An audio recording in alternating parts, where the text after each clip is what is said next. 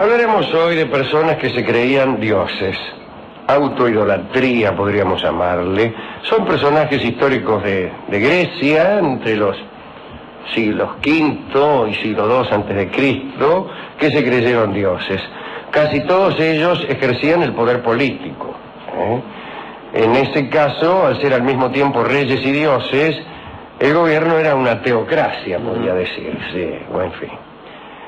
Hemos hablado ya de Empédocles de Agrigento numerosas veces, siempre con gran éxito de público.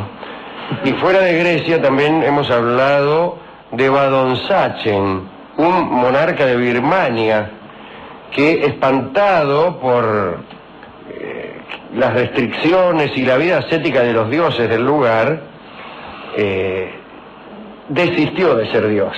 Vadonsachen se había hecho dios, pero después descubrió que el panteón birmano no era un panteón de dioses todopoderosos, seductores de ninfas y promotores de milagros cotidianos, sino que eran dioses llenos de restricciones y que llevaban una vida muy ascética. Entonces se desilusionó, desistió de su divinidad y regresó a su palacio y a su harén, digamos, terrestre, de un palacio terrestre. Y ahí quedó, dice, más que Dios ni Dios, dijo, y se mandó medio litro de semillón. También hemos hablado de una familia hindú de Chinklivad. Allí la gente creía en Chinklivad, la gente creía que en cada generación de una cierta familia había un individuo que era la encarnación del dios Jimputi, que tenía cabeza de elefante, este dios. Y durante 7 generaciones la aparición del dios se produjo puntualmente. Pero una dificultosa encarnación tuvo lugar en un muchacho obeso y miope que murió en 1810. Entonces los brahmanes se desesperaron. Era una pérdida irreparable que las futuras generaciones no conocieran a Jimputi, ya que este muchacho obeso, había muerto sin dejar descendencia, y sin establecer debidamente quién sería el próximo Jimputi. Pero los brahmanes buscaron y encontraron un recipiente humano en el cual el dios se revelara de nuevo, y afortunadamente esta revelación continuó ininterrumpidamente en una sucesión de encarnaciones que aún hoy se verifica. Pero la verdad es que la cosa fue decayendo. Ya el propio James Fraser, de donde sacamos esta información, dijo: una ley misteriosa de la economía espiritual, cuya vigencia podemos lamentar, dispone que los milagros hechos en estos días sean mezquinos y hasta perversos. No pueden compararse con los que hicieron sus antecesores en tiempos pasados. Y hoy, en Chinklivad, dice Fraser, el Dios encarnado opera un triste y único milagro anual. Invita a cenar una vez al año a unos pocos fieles. Esto ya es la época de Fraser, no quiero ni pensar cómo será el Jimputi actual. De todo esto ya hemos hablado. Ahora bien, en Grecia, tal el lugar donde habíamos prometido situar nuestros dioses, hubo algunos que se autoidolatraban porque no se contentaban con la fama ordinaria. Dice Burckhardt, siempre citamos a Burckhardt cuando hablamos de Grecia, y en realidad no está mal, porque era la fuente de Nietzsche. Las cosas que aprendió Nietzsche de Grecia, que no fueron pocas, parece haberlas aprendido de Burckhardt. La verdad, dice Burckhardt, es que en el fondo, con el concepto bajo que se tenía de los dioses en Grecia en aquel momento, el cumplido que uno intentaba hacerse a sí mismo cuando se declaraba Dios no era tan enorme, pero aún así era agradable subir al rango de Dios. Es decir, Burckhardt nos llama la atención sobre el tamaño de aquella locura, que no era tal como podía suponerse en otros foros donde ser un dios ya era una cosa. En Grecia, ser un dios, en algún caso no era más que ser un juerguista con ciertos poderes. Uno de los primeros que se hizo venerar como dios fue el tirano Lisandro, que aceptaba sacrificios y mantenía incluso a un poeta que lo elogiaba como tantos. En Samos, donde había derribado a la democracia, hizo celebrar, en vez de las fiestas en honor de la diosa Hera, las Lisandrias. Eran unas fiestas en honor a él mismo. Algunos de sus sucesores también adoptaron esta costumbre. Por ejemplo, el terrible Clearco exigía de Heraclea, en la región donde él vivía, la veneración y el honor que correspondían a los dioses olímpicos. Y entonces se ponía traje, se empilchaba de dios. ¿Cómo hacía esto? Bueno, miraba ahí lo dibujo, las imágenes de dioses, y cuando se sentía modesto, se titulaba Hijo de Zeus. Araca, muchachos, llegó el hijo de Zeus. Venía ahí con una túnica bien empilchado de dios. A su turno, el señor Heráclidas Póntico era también nacido en Heraclea y discípulo de Platón y Aristóteles. Dame un vasito con agua, por favor. Y dijo una vez que ayudaría de algún modo a la liberación de su ciudad natal de los sucesores tiránicos de Clearco. Era otro tipo que había nacido en Heraclea y que estaba en contra de Clearco, que era el tirano de Heraclea. Y según el cronista, Heráclides había tenido el deseo de ser venerado como héroe. Espérese un cachito que estuve tomando unos mates que me han dejado 1 kilo de yerba. Puro polvillo.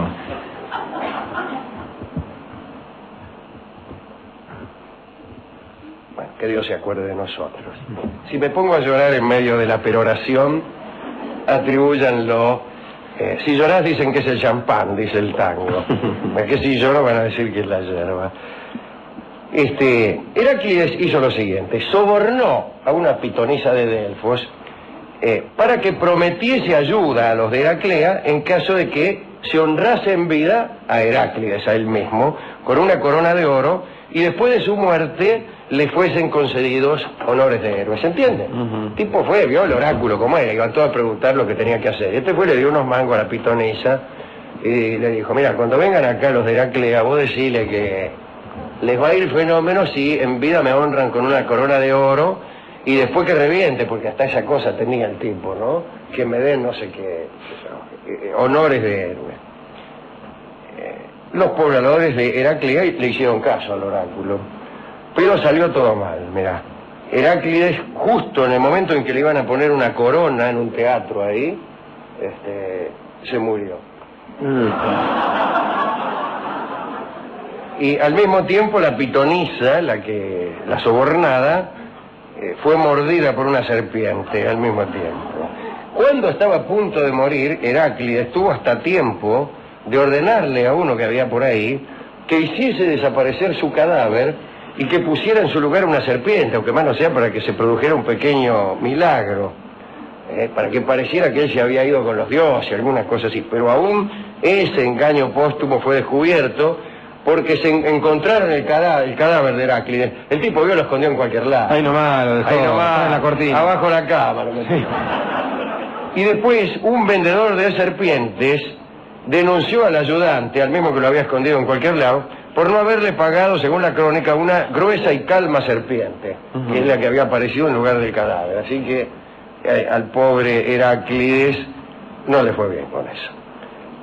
Burchard dice que el caudillo tracio Cotis, otra historia es esta, ¿no?, era un borracho peligroso.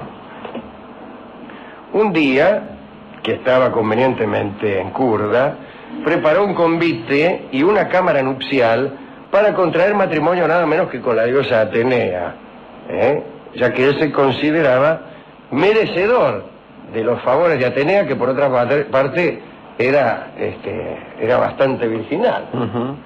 Ni los dioses accedían a aquel honor, por no decir otra cosa. Bueno, aquel día, el día de aquel convite, siempre borracho, Cotis envió a un guardia a averiguar por qué la diosa no se presentaba. La que estaba en la cámara nupcial, ahí estaba la catrera lista, él ya estaba bañado y la diosa no llegaba. Cuando el guardia volvió a decir que la diosa no llegaba, que no la había visto, lo mató. Después mandó un segundo soldado a ver si venía. Anda a ver si viene, dice, averiguar por qué no viene. Y también lo mató. El tipo volvió y dijo, mire, no viene nadie, chao. Pero el tercero fue más piola, le dijo a Cotis que hacía mucho que la diosa lo estaba esperando, y lo convenció de que la diosa estaba allí. Estaba en la cámara nupcial, y entonces Cotis se casó.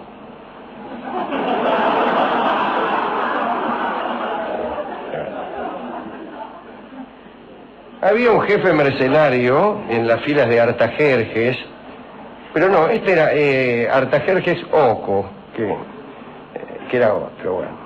Este jefe mercenario se llamaba Nicóstrato, y este hombre había sometido las provincias disidentes de Persia. Estamos hablando de los persas en el tiempo en que estaban muy cerca de los griegos, que es durante las guerras médicas. Y había algunos griegos que peleaban para los persas. El caso es que este Nicóstrato había sometido algunas provincias disidentes de Persia, porque era muy hábil en la batalla, pero también en el consejo. Era un tipo que aconsejaba de aquí, un intrigante. Se dice que su inteligencia se ofuscó, sin embargo, de necedad, y se creyó divino.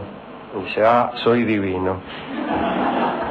Y como era un tipo de gran fuerza física, se le ocurrió salir en campaña con piel de león y masa, a imitación de Heracles, y en la primera batalla cayó muerto. Parece que no le fue muy bien. Y entre las personas que se creyeron divinas, hay que nombrar también al médico Menécrates de Siracusa, que se hacía llamar Zeus directamente. Porque él decía que era causa de la vida para los hombres. Claro, como es médico, algunos médicos tienen esa idea. Menécrates obligaba a los que había curado, clientes, Sí, pacientes. a que reconociesen por escrito ser esclavos suyos. Tipo, te curaba la escarlatina y vos tenías que... Soy esclavo del doctor Menécrates. Vestía a sus seguidores con trajes que podían verse en las imágenes públicas de los dioses, y él andaba en medio de aquel coro de dioses, vestido de púrpura, calzado suntuosamente, un revólver de oro. Se refería seguramente a los zapatos. Claro. Y andaba con una corona áurea y un cetro en la mano. Y un día el gobernante Filipo, nada menos que el papá de Alejandro de Macedonia, se burló de él. Lo invitó a un banquete, y a todos les daba de morfar unas cosas riquísimas, y a él incienso, que era lo que los dioses reclamaban, ¿no? Y al principio le hizo mucha gracia al tipo, se sentía halagado, disculpen, ¿no? Pero después se avivó que lo estaban cargando. Sí, claro. Son todos vivos acá. Claro, porque pidió, dice, ¿por qué no? Pasame un poco el marroco. Claro. Y un mondonguito. Echale acá un poco de guisardo. Claro. Dice, no, vos sos Dios, te vamos incienso nada más. Y ahí se enojó, se levantó y se fue. Hubo, para terminar, digamos, un cartaginés llamado Anio, que no se contentaba con ser reconocido simplemente como un hombre. Entonces compró unos loros, a los que quiso educar para que revelaran a los demás el carácter divino de su persona. Entonces le enseñaba a los loros, Anio es un dios, Anio es un dios, como Freddy Lonasco cuando quería enseñarle a hablar a un loro. Y parece que los loros aprendieron. Tuvo como un año ahí, los loros ya repetían, Anio es un dios, Anio es un dios, y lo largó los loros. Esperando que los loros difundieran a los cuatro vientos aquella verdad. Pero adivina qué pasó, nada. Los loros se fueron Se olvidaron del y tipo. o no repitieron lo que Anio les había enseñado, o lo repitieron y nadie se dio por enterado, nadie quiso escuchar, o se hicieron los giles. O sea que nunca sucedió nada, ya que los loros en libertad tomaron sus propias decisiones. Este nos deja una moraleja respecto a que aquellos que deseen poder no deberían confiar en los loros. Sin embargo, esta actitud de Año que nos causa mucha risa, es decir, enseñar a unos loros a que canten nuestras alabanzas, es una actitud perfectamente actual y que podemos encontrar especialmente aquí donde uno trabaja. En los medios de comunicación hay muchos loros que repiten que Año es un dios. Y hay también muchos que enseñan a loros y les pagan, pero después los loros se van y se dejan enseñar por otros. Hay gente que ha trabajado de loro para mucho. Sí. Hace unos meses era loro mío, dice Claro. el tipo. Bueno, esto es todo lo que teníamos que decir acerca de los loros. O mejor dicho, acerca de las personas que tenían ganas de pasar por Dios. ¿Cómo se ve? No, era en Grecia, de modo que era más fácil. Está bien la aclaración de Burkhardt. Sí, claro. ¿A quién podemos dedicar esta pequeña charla? No lo sé. A los verdaderos dioses. O incluso, fíjese, ¿no? Aquellos que siendo dioses se hacen pasar por hombres. Ha habido casos. Bueno, está bien eso, los que van a menos. Que van a menos. No digo, dejemos este carácter divino, pero hay gente que por ahí, siendo piola, va a decir, está bien, los que van a menos.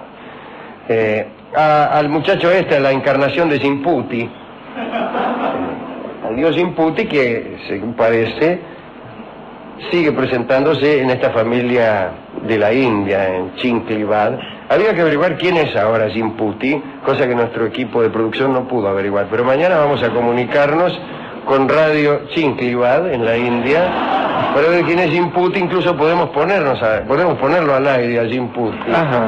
Simputi. Jim. ¿Qué opinas de los dioses argentinos, Jim?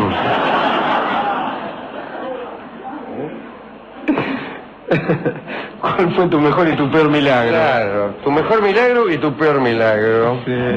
Si tuvieras que elegir entre Shiva y Vishnu, ¿quién te quedaría, Jim? Bueno, extraordinario. Y no sé a quién más. Al papá Alejandro. Al papá Filipo, que era un tipo piola. Aparte me gustó lo que le hizo, porque si la va de Dios, bancátela. Claro, que vos laburás de Dios. Bueno, laburás de Dios incienso, hermano. Papate. O sea, sostener con el cuero lo que decís.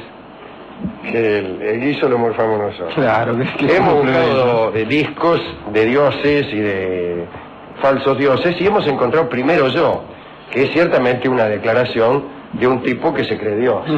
Que ponía Primero Yo. Es también una declaración obvia de principios. Lo canta Edmundo Rivero y es un tango muy, muy divertido que escuchamos con más frecuencia de la que quisiéramos, pero es que nos gusta tanto que lo ponemos. Yo se lo cantaba a una dama esto, pero es un tango verdaderamente ofensivo para la condición femenina, así que últimamente me abstengo de cantarlo. Adelante entonces don Edmundo Rivero.